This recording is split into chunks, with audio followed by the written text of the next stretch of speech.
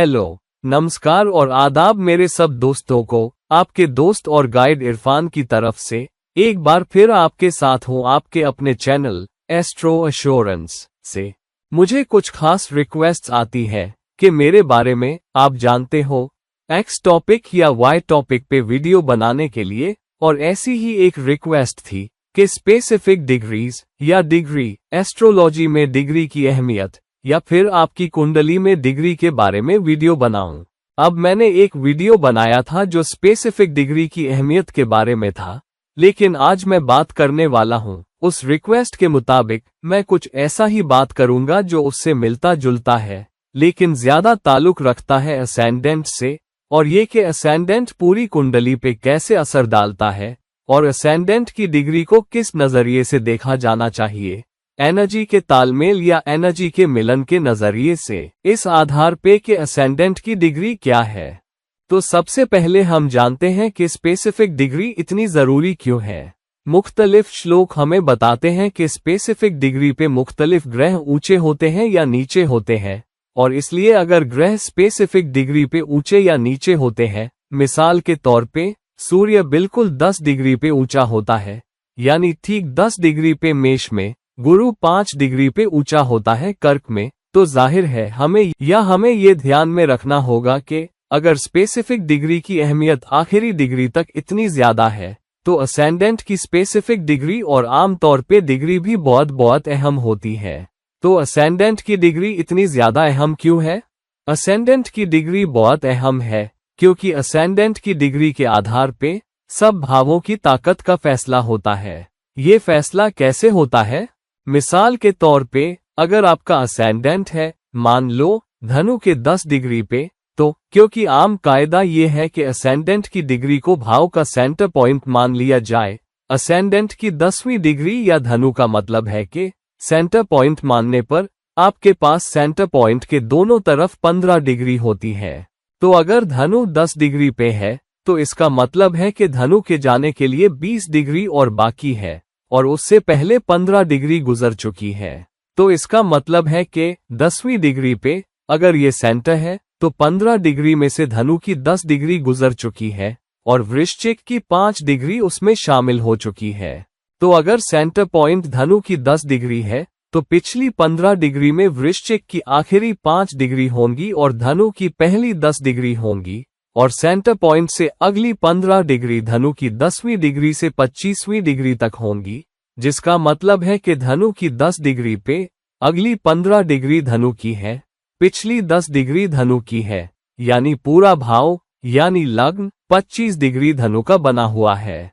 इसका मतलब है कि लग्न की सबसे ज्यादा एनर्जी धनु की है। हालांकि मान लो मिसाल के तौर पे लग्न सिर्फ 2 डिग्री पे है, 1 डिग्री 2 डिग्री यानी 5 डिग्री से कम कुछ भी, जिसका मतलब है कि सिर्फ 3 या 4 डिग्री, तो धनु की आखिरी 2 या 3 डिग्री होंगी, और उससे पहले वृश्चिक की 12 या 13 डिग्री होंगी, क्योंकि लग्न की पहली 15 डिग्री होंगी और लग्न की अगली 15 डिग्री धनु की दूसरी या तीसरी डिग्री से शुरू होकर धनु की 17 या 18 डिग्री तक होंगी, जिसका मतलब है कि पूरे लग्न में से 18 से 19 डिग्री यानी 17 से 18 डिग्री धनु की होंगी, जबकि 12 से 13 डिग्री वृश्चिक की होंगी, मिसाल के तौर पे। तो आपको ये देखना है कि अब लग्न में लगभग जानते हो 55 से 45% का अनुपात होगा, जिसमें 45% वृश्चिक का और 55% धनु का होगा। तो यहाँ वृश्चिक लग्न की एनर्जी तय करने में एक मजबूत भूमिका निभाएगा। तो जबकि लग्नेश गुरु ही रहेगा, क्योंकि गुरु धनु का मालिक है और धनु उदय लग्न है या उदय राशि, जाहिर है धनु की अहमियत को कम नहीं आंका जा सकता, और इसलिए गुरु लग्नेश ही रहेगा। हालांकि वृश्चिक की एनर्जी भी एक बड़ा हिस्सा निभाएगी, या बहुत बड़ा हिस्सा, लग्न की एनर्जी तय करने में, जिसका मतलब है कि ये तय करेगा कि इंसान कैसे सोचता है, इंसान की सेहत कैसी है, समाज में इंसान का रुतबा या ओहदा कैसा है। पूरी जिंदगी भी ज्यादातर धनु की एनर्जी से चलेगी, लेकिन बड़े हिस्से में वृश्चिक की एनर्जी से भी, और इस बात को ध्यान में रखना होगा। अब ये पूरी कुंडली को क्यों प्रभावित कर रहा है? क्योंकि अगर पहला भाव लगभग 50-50% एनर्जी से प्रभावित होता है, मोटे तौर पर धनु और अगली राशि के बीच, यानी पिछली राशि वृश्चिक और अगली राशि धनु के बीच, तो दूसरे भाव में ज्यादातर मकर की एनर्जी होगी, लेकिन धनु की एनर्जी का एक बड़ा हिस्सा भी होगा, और आगे। और फिर तीसरे भाव में ज्यादातर मकर की एनर्जी होगी और कुंभ की एनर्जी का एक बड़ा हिस्सा भी होगा, और आगे। तो हर भाव फिर प्रभावित होगा। जानते हो, 55% उस खास राशि की एनर्जी से जो उस भाव की मालिक है, लेकिन 45% पिछली राशि की एनर्जी से जो अपना असर भी डालती है। और इसलिए हर भाव में एनर्जी का एक मेल होगा, या दूसरी एनर्जी, या दोहरी एनर्जी, जो तय करेगी उस भाव का प्रकटीकरण, उस भाव की सोच, उस भाव के फैसले, उस भाव के नतीजे और उस भाव से जुड़े रिश्ते। और इसलिए सब भाव, पूरा शास्त्र, सब भाव भी प्रभावित होंगे एनर्जी के दोहरेपन से या एनर्जी के ओवरलैप से, न कि दोहरेपन से। मैंने भाव चलित चार्ट के बारे में भी बात की है, लेकिन वो ज्यादा ताल्लुक रखता है खास भावों में ग्रहों की स्थिति से और वो कैसे असर डालते हैं और आप कैसे देखते हैं ओह अपने अपने भावों में, असल में राशियों में उनकी स्थिति। हाँ, मैं खास तौर पे बात कर रहा हूँ कि असेंडेंट कैसे बदल सकता है और वो बाकी कुंडली में कैसे प्रकट होता है। अब दूसरी तरफ मान लो मिसाल के तौर पे ये इंसान की जिंदगी में कैसे अपना हिस्सा निभाता है।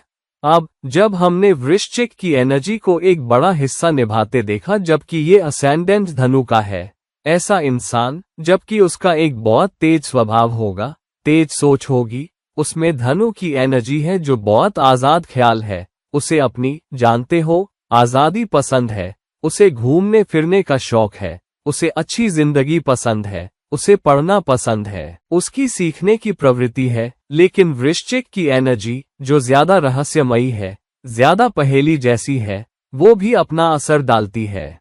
ऐसा इंसान वो भी होगा जो अपने कुछ पत्ते अपने सीने से लगाए रखना चाहेगा, हर किसी के सामने सब कुछ नहीं खोलेगा, तो उसके सब राज सिर्फ कुछ करीबी लोगों को ही मालूम होंगे और ज्यादातर बातें उसके दिल के अंदर होंगी या सिर्फ उन लोगों से शेयर करेगा जिन्हें वो भरोसेमंद समझता है। और ऐसा इंसान दूसरों पर आसानी से भरोसा नहीं करेगा, नहीं दूसरों को उस इंसान पर भरोसा करना आसान लगेगा।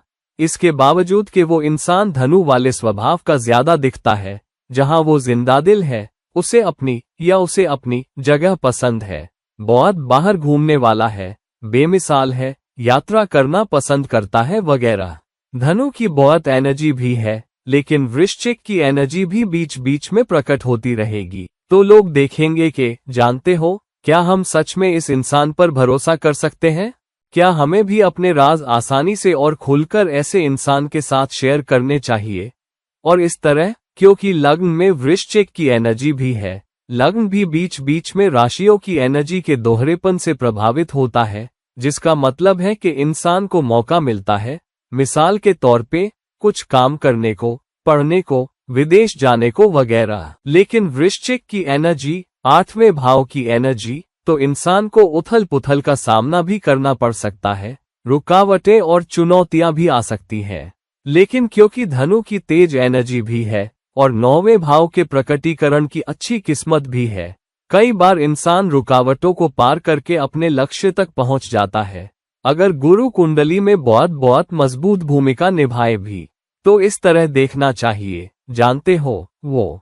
दूसरी तरफ मान लो मिसाल के तौर पे, अगर असेंडेंट धनु की 26 या 27वीं डिग्री पे है, जिसका मतलब है कि सिर्फ 2 डिग्री, अगर 27वीं डिग्री या 28वीं डिग्री को सेंटर पॉइंट मान लिया जाए, तो इसका मतलब है कि पिछली 15 डिग्री गई है।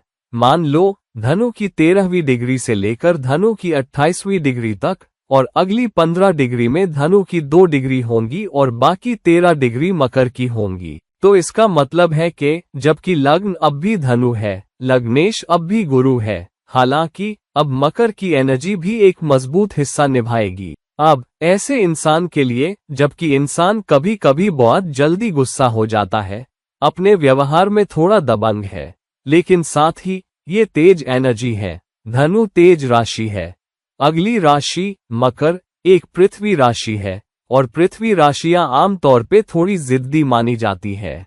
तो ऐसा इंसान और भी जिद्दी हो सकता है।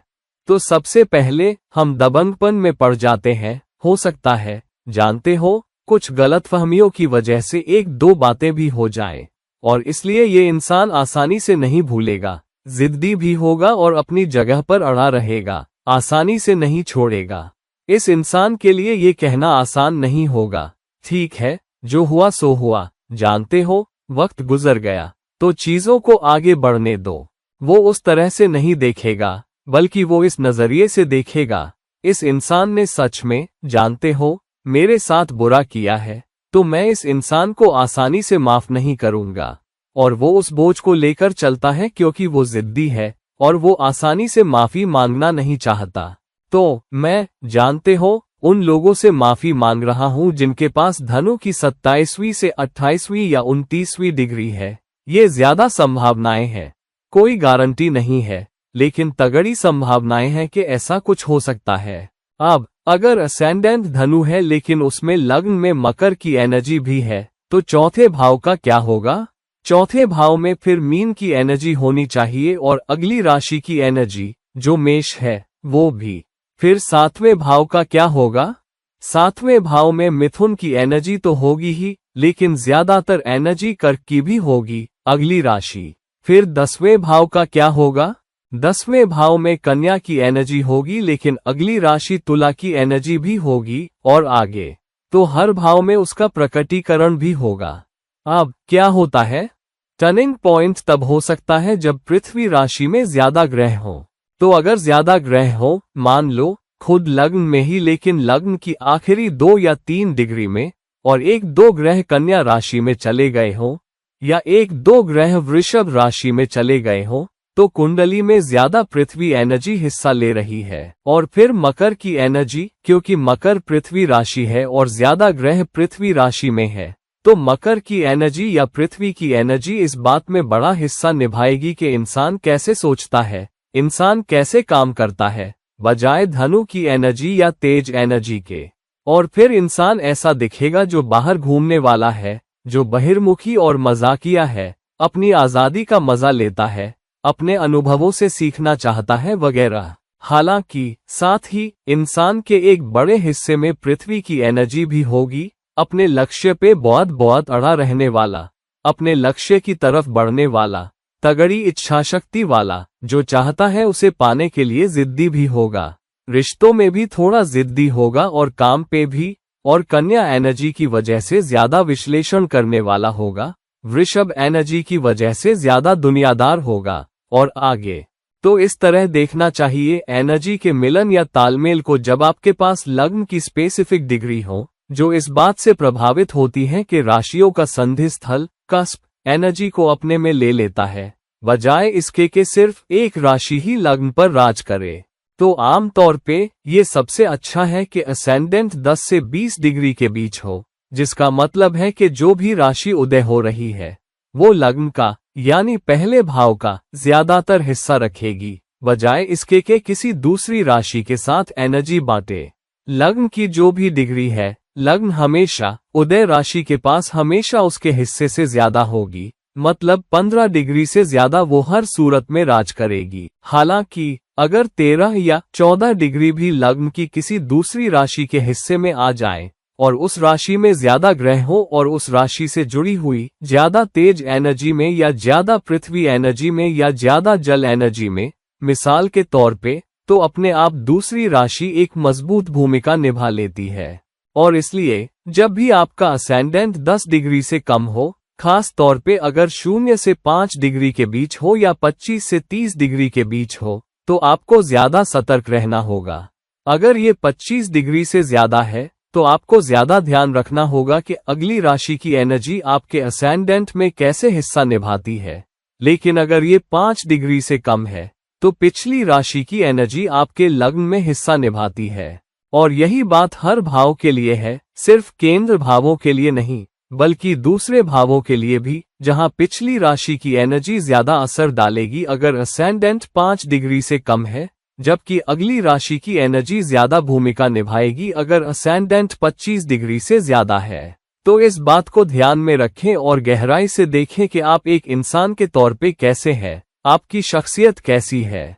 अपने रिश्तेदारों या अपने करीबियों से पूछें जो आपको अच्छी तरह जानते हैं कि आप कैसी शख्सियत के मालिक हैं। क्या आप अपने असेंडेंट के ज्यादा सच्चे दिखते हैं या जानते हो, पिछली राशि के या अगली राशि के। इसी तरह पार्टनरशिप में आप कैसे हैं, इसी तरह काम पे आप कैसे हैं, इसी तरह अपनी घरेलू जिंदगी में आप कैसे हैं, इसी तरह पढ़ाई लिखाई में आप कैसे हैं। क्योंकि तब आपको लग्न की असली ताकतों का पता चलेगा, भावों की असली ताकतों का पता चलेगा। भावों की ताकतें और योग वो एक दूसरी चीज है हालांकि, लेकिन खालिस राशि एनर्जी और उनकी डिग्री काफी हद तक आप ये देख पाएंगे कि आपकी कुंडली की एनर्जी क्या है, ग्रहों की स्थिति की परवाह किए बिना, क्योंकि ग्रहों की स्थिति अलग अलग लोगों के लिए अलग अलग हो सकती है।